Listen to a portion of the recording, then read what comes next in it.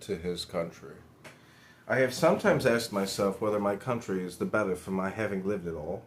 I do not know that it is. I have been the instrument of doing the following things, but they would have been done by others, some of them perhaps a little better.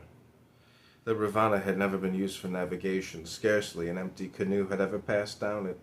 Soon after I came of age, I examined its obstructions, set on foot a subscription for removing them, got an act of assembly passed, and the thing effected, so as to be used completely and fully for carrying down all of our produce. The Declaration of Independence. I proposed the demolition of the church establishment and the freedom of religion.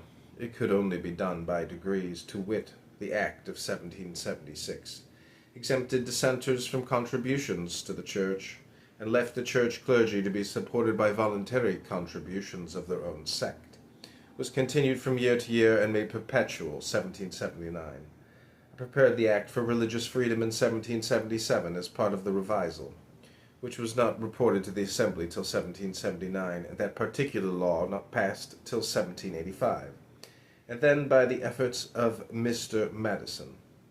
The Act putting an end to entails.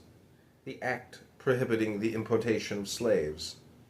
The Act concerning citizens and establishing the natural right of man to expatriate himself at will. The Act changing the course of descents and giving the inheritance to all the children equally, I drew as part of the revisal.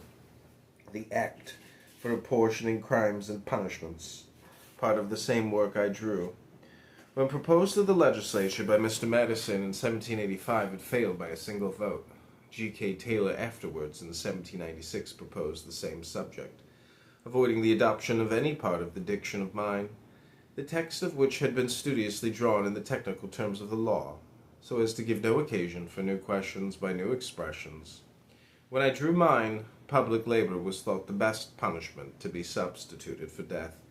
But while I was in France, I heard of a society in England who had successfully introduced solitary confinement, and saw the drawing of a prison at Lyons in France, formed on the idea of solitary confinement, and being applied to by the governor of Virginia for the plan of a capital and prison, I sent him the Lyons plan, accompanying it with a drawing on a smaller scale better adapted to our use.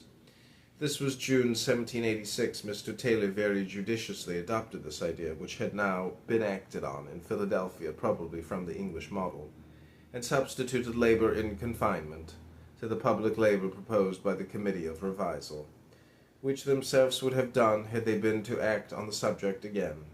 The public mind was ripe for this in 1796